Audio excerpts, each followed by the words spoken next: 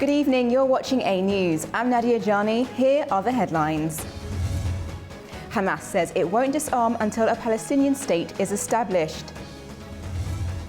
Russia strikes Ukrainian drone control points and Ukraine hits Russian oil facilities. And the UN and Kazakhstan open first regional sustainable development hub for Central Asia and Afghanistan.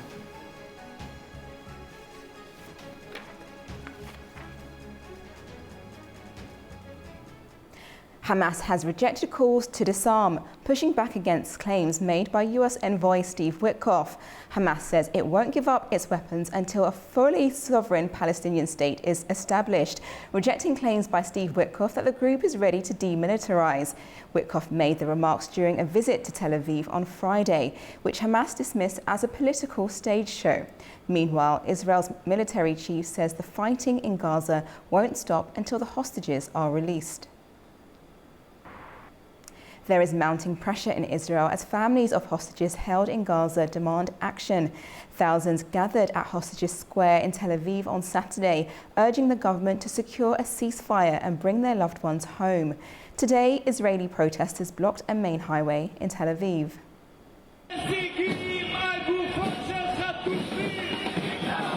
In Tel Aviv, Hostages Square, emotion poured into the streets. Families of more than 100 captives still held in Gaza gathered once again, demanding the Israeli government secure their return. Their calls come after Hamas released new footage of hostages Evyatar David and Rom Blazvatsky appearing gaunt and visibly unwell. Watching helplessly as my younger brother Evyatar David and his fellow hostage Guy Gilboa Dalal slip away. They are on the absolute brink of death.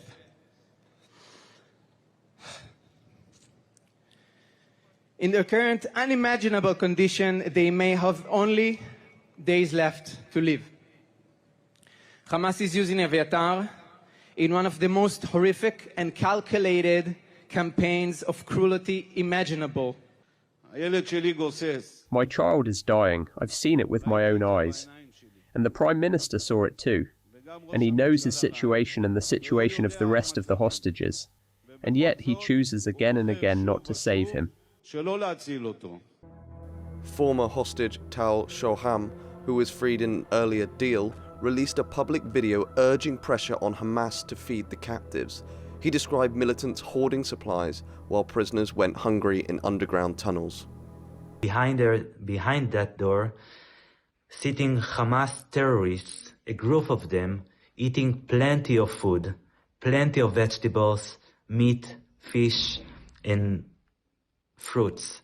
They have everything that they need, which they stole from the humanitarian aid that was supposed to be for the people of Gaza.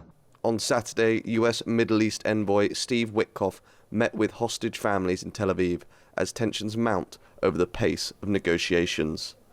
We just came out of a meeting with Mr. Steve Witkoff. It was very positive and appreciated that the fact that he sat with the families for over 2 hours, listening to every personal story and hearing each individual request, and he answered the last question and didn't go until then. He talked about what is the objective. The objective are two things: ending the war and getting all the 50 hostages out. Israel's Chief of Staff Eyal Zamir said that time was running out and that in the coming days it would become clear whether a deal could be reached for the release of the hostages. If not, he warned, military operations would continue without pause. Hostage families are now demanding a comprehensive deal to free all captives and an end to the war they say has failed to deliver them home. Several countries have carried out fresh humanitarian aid drops over Gaza as famine fears grow. The Jordanian military says over 60 tons of aid were delivered on Sunday. 7 planes from Jordan, the UAE, Germany, France and Belgium dropped tons of aid into Gaza. The operation comes as Gaza's health ministry reports 6 more starvation deaths in the past 24 hours. Israel says it's stepping up its efforts to allow more aid in, including limited pauses in fighting and protected routes. But the UN warns air deliveries fall short of what's needed to prevent famine. The conflict between Russia and Ukraine intensified on Saturday as both sides reported a new round of air attacks. Moscow claims strikes on Ukrainian drone infrastructure and advances in eastern Ukraine, while Kyiv said it has forces targeted oil facilities and military sites inside Russian territory. Russia and Ukraine exchanged a new wave of aerial attacks, with both sides claiming strikes on critical infrastructure and military targets. The Russian Defense Ministry announced Saturday that its forces had targeted Ukrainian drone production facilities and long-range drone control points. The ministry also claimed the capture of another settlement in the embattled Donetsk region in eastern Ukraine, as Russian troops reportedly advanced in the Sumy, Kharkiv and Donetsk directions. In a significant show of force, Russian air defenses were said to have intercepted over 300 Ukrainian drones and a guided aerial bomb within the last 24 hours, including 338 fixed-wing drones.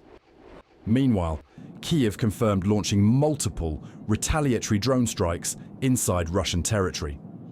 According to Ukraine's General Staff, Ukrainian forces hit several sites, including an oil refinery, a fuel storage facility, a drone launch base in Russia's Krasnodar region, and an electronics plant in Penza. At least 3 people were reported killed and 2 others injured in the strikes. Ukrainian President Volodymyr Zelensky said that during July alone, Russia had launched more than 5,100 glide bombs, 3,800 Shahed-type drones, and nearly 260 missiles, 128 of them ballistic, against Ukrainian targets. Zelensky renewed his call for the international community to impose stricter economic sanctions on Moscow, warning that continued aggression would only escalate without stronger deterrence. US President Donald Trump sharply criticized Russia's behavior against Ukraine and said he plans to impose sanctions on Moscow if no agreement can be reached. He has given Russian President Vladimir Putin until the 8th of August to make a deal or face economic pressure. Ukraine's allies are developing a new way to facilitate the purchase of US-made weapons for Kyiv, while using European funds to pay for American arms, according to Reuters. The new plan will enable NATO countries to donate weapons and bypass the long delays in replenishing their own stockpiles. If you take a look at the numbers, the United States and NATO are working on a new system to deliver weapons to Ukraine, with European countries covering the cost. That's according to 3 anonymous sources cited by Reuters. Under the plan, Ukraine would submit priority requests in packages worth around $500 million. NATO members would then decide who contributes or pays for each item on the list. The initiative, coordinated by NATO Secretary General Mark Rutte, aims to generate up to $10 billion in weapons for Ukraine. A NATO-managed account would be used to hold funds, with all transfers subject to approval by NATO's top military command. Officials describe it as a voluntary effort, but one that all allies are being encouraged to join. One US official told Reuters that countries donating weapons would be able to bypass the usual delays in replenishing their own stockpiles, a key incentive for participation. The new plan would operate alongside the existing US drawdown authority. Talks are already underway for the first batch of weapons under the scheme, but sources say it's not yet clear if any money has been transferred or when deliveries might begin. The China-Russia Joint Sea 2025 military exercise has moved into a maritime phase near Vladivostok in Russia. The 3-day drills that runs from the 1st to the 5th of August aims to protect strategic sea routes and counter Western Pacific security threats. Following the exercises, some forces will carry out a joint maritime patrol in the Pacific Ocean.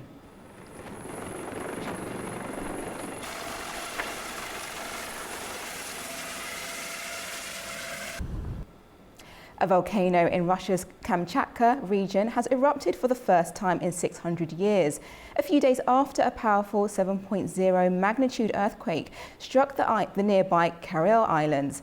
The eruption came from Mount Kurysany-Nikov.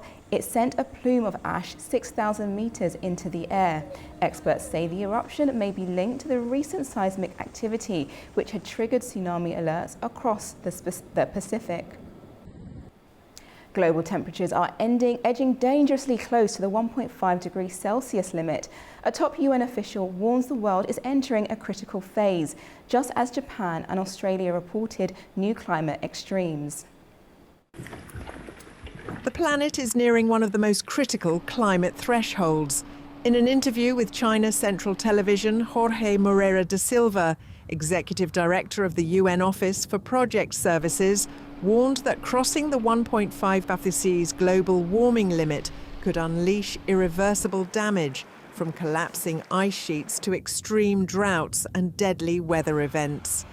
If we go towards 2.9 degrees rather than 1.5, we will get 1.3 billion people in the world that will live in places that became deserts or under significant water stress. We'll have massive destruction of ice sheets. We'll have massive destruction of the stability of the climate. We'll have proliferation of hurricanes and cyclones. So the 1.5 degree, I insist, is a physical limit. If we cross that limit, we'll still be in this planet, but the planet will be different in terms of well-being, in terms of quality of life, in terms of health, but we can still fix it. This warning follows new extremes in both Asia and the Pacific. Japan just recorded its hottest July for the third year in a row since records began in 1898. Temperatures averaged 2.89 degrees above normal, breaking the 2024 record. The Japan Meteorological Agency described the heat as abnormally high, with some regions seeing less than 10% of usual rainfall. The lack of water is now threatening the country's rice production. Alongside Japan, many European countries such as Spain, Italy, Greece and France have faced extreme heat this year. The high temperatures have triggered wildfires, damaged crops and strained emergency services. Meanwhile, eastern Australia was hit by its thickest snow in decades. For many, seeing snow is a rare and unforgettable experience. Parts of New South Wales received up to 50 centimetres of snow over the weekend, alongside torrential rain and flash floods that knocked out power to thousands of homes.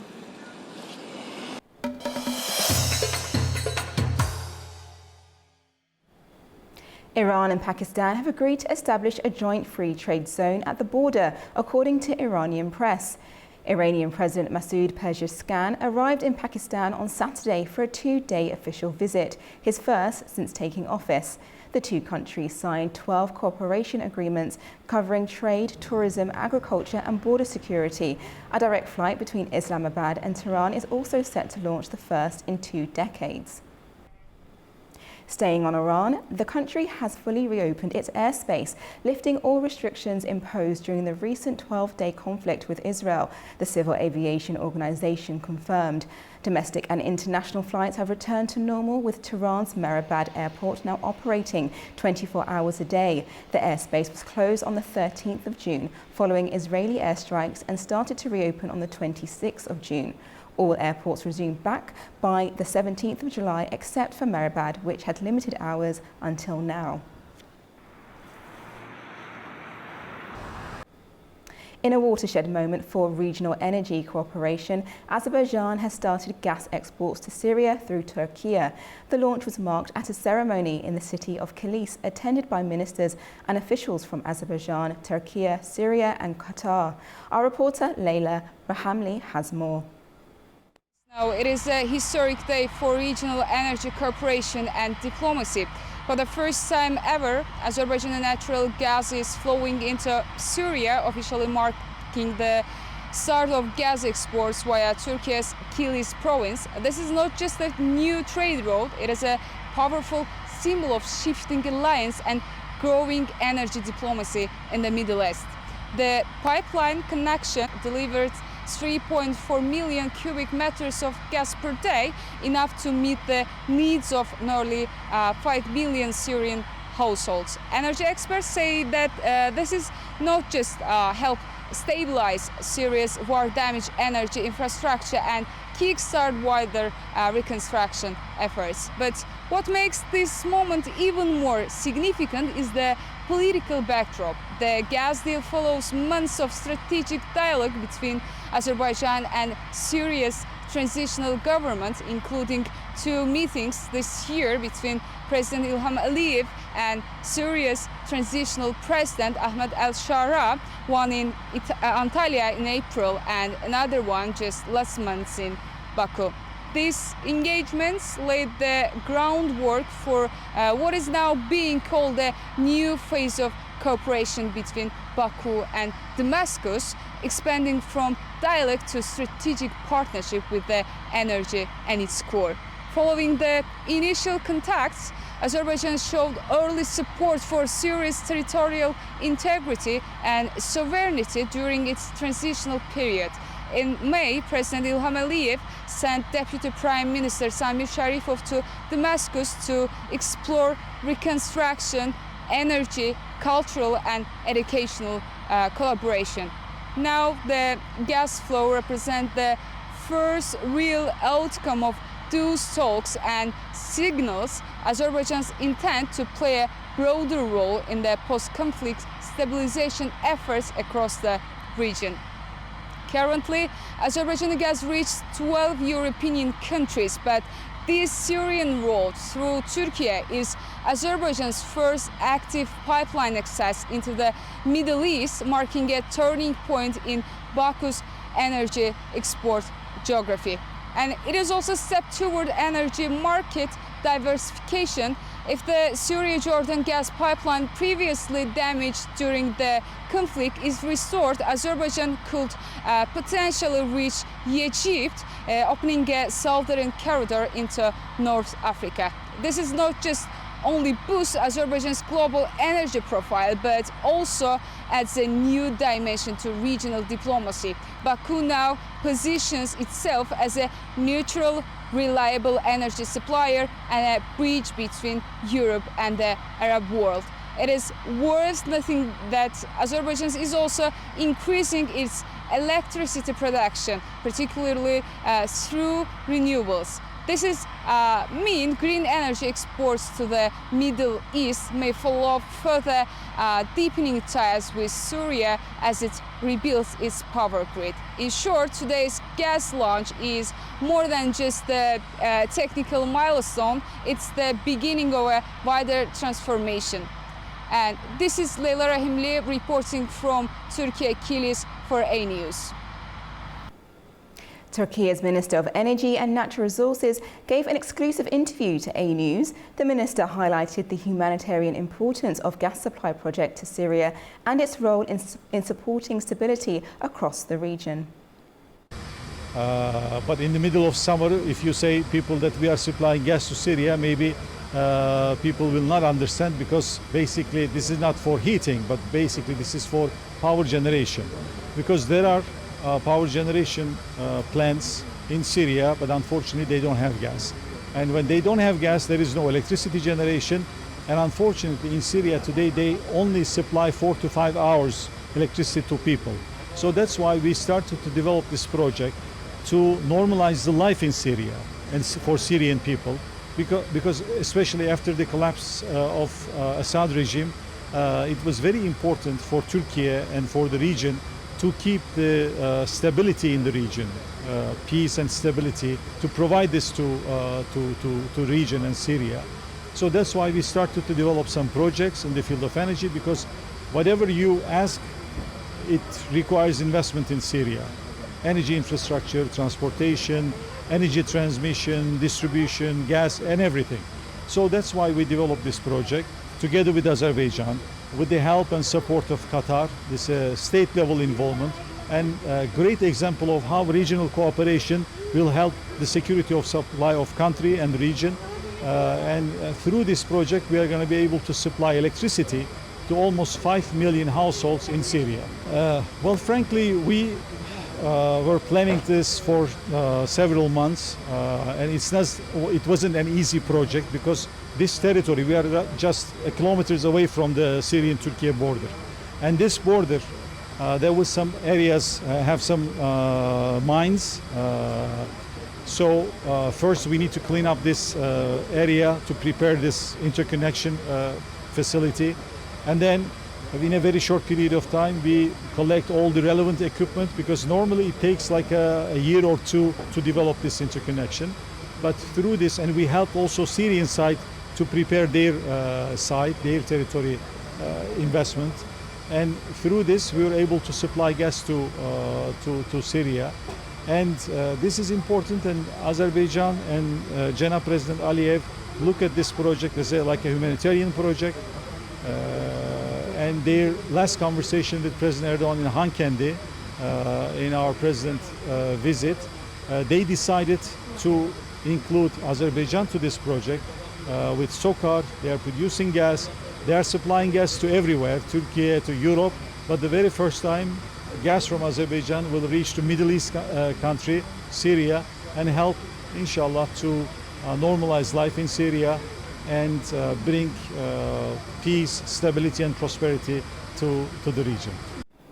And Armenia and the United States will carry out joint military exercises on the 12th to the 20th of August. The Armenian Defense Ministry said that the Eagle Partner 2025 exercises will involve servicemen of the Peacekeeping Brigade of the Armed Forces of Armenia, along with the US Army, Europe, Africa and the Kansas National Guard. The drills are designed to prepare and carry out peacekeeping tasks with an emphasis on medical evacuation procedures.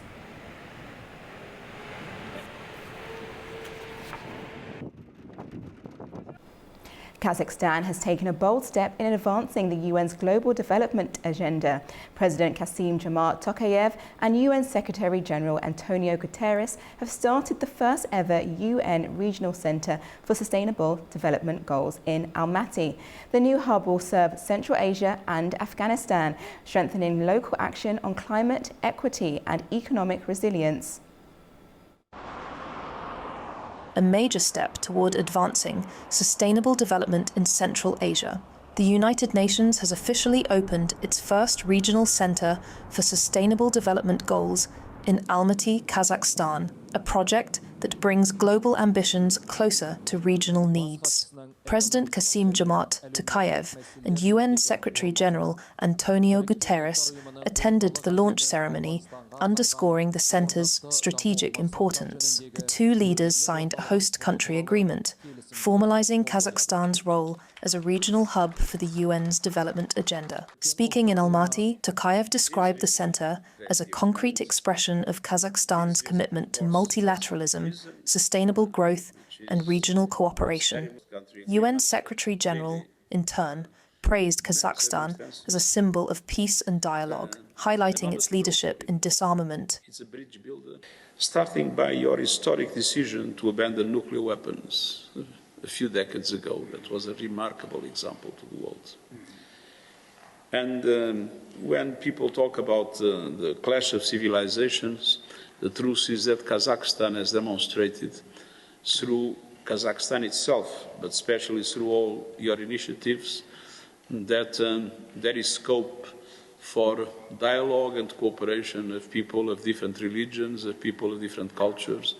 And you have always been a center spreading this message of bringing people together. The center will coordinate UN support across Central Asia and Afghanistan, helping countries localize the sustainable development goals and implement strategies for poverty reduction, climate resilience, and inclusive economic development. That's your evening news update for now from Baku. Stay tuned to A News for more updates. Take care.